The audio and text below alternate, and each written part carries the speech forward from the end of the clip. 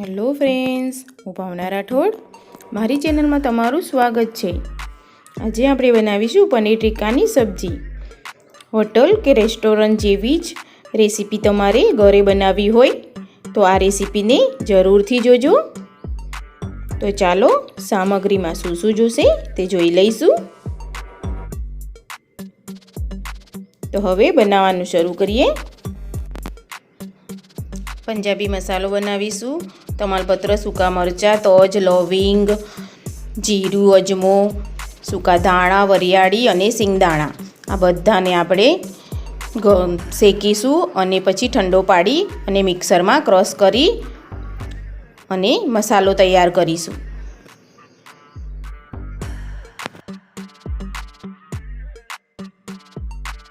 પનીરના ટુકડા કરી લીધા છે. આદુ, મરચાં, લસણ,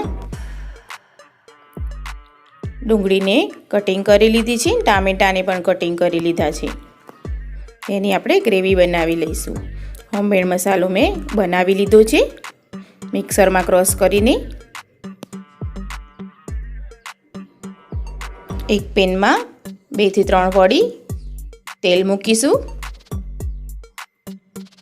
તેલ ગરમ થઈ ગયું છે. આદુ, મરચાં અને લસણને થોડું સાતળી લઈશું.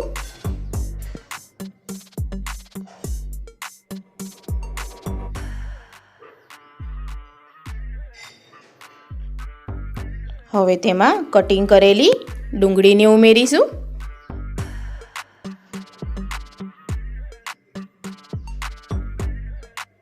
આને પણ સાતળી લઈશું થોડું.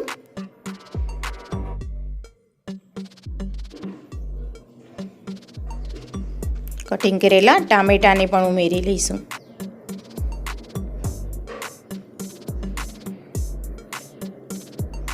એક બે મિનિટ જેવું સાતળી લઈશું. હવે થોડું હળદર ઉમેરીશું.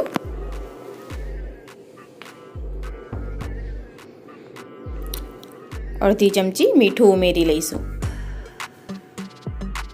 સારી રીતે મિક્સ કરી થોડી વાર સાતળીશું.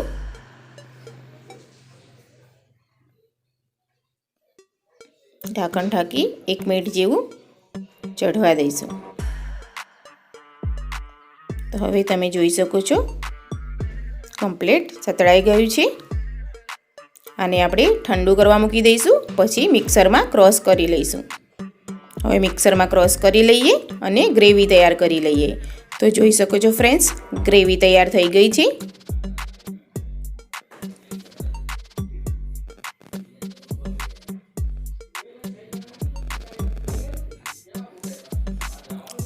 એક પેનમાં તેલ ગરમ થવા મૂકીશું.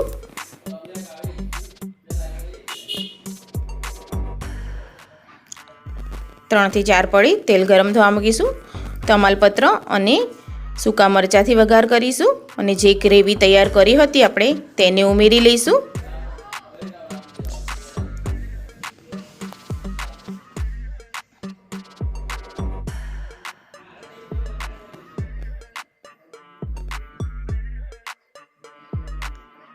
થોડી હળદર ઉમેરીશું. હળદરને આપણે પહેલાં ઉમેરી હતી એટલે થોડી જ ઉમેરવાની છે. ગરમ મસાલો ઉમેરીશું 1 ચમચી. જે આપણે ઘરે પંજાબી મસાલો બનાવ્યો હતો તેને ઉમેરી લઈશું. 2 થી 3 ચમચી આ મસાલો ઉમેરીશું.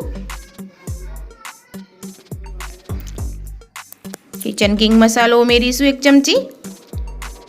મરચું પાવડર ઉમેરીશું 2 ચમચી જેટલું. સ્વાદ મુજબ મીઠું ઉમેરી લઈશું.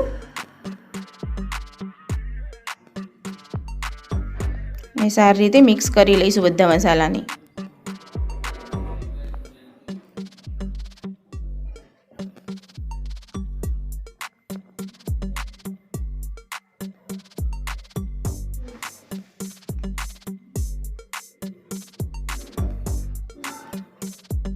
એક નાની ચમચી ખાંડ ઉમેરીશું. હવે પનીરના કટિંગ કરેલા ટુકડાને ઉમેરી લઈશું.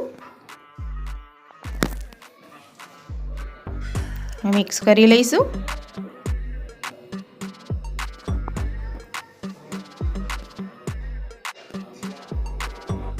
હવે ઉપરથી પનીરને થોડું છીણી લઈશું. આ રીતે સબ્જી બનાવવાથી હોટલની સબ્જી જેવી જ સબ્જી બને છે.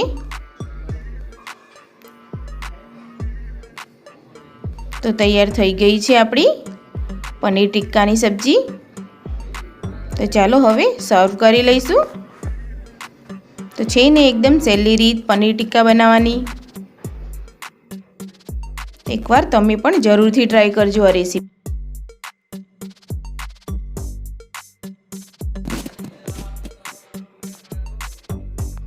જો તમને આ રેસીપી ગમી હોય તો મારા વિડીયોને લાઈક કરજો, વધુમાં વધુ શેર કરજો અને સબસ્ક્રાઈબ કરવાનું ભૂલશો નહીં. તો આજે બસ આટલું જ. હવે ફરી મળીશું એક નવી રેસીપી સાથે. Thank you.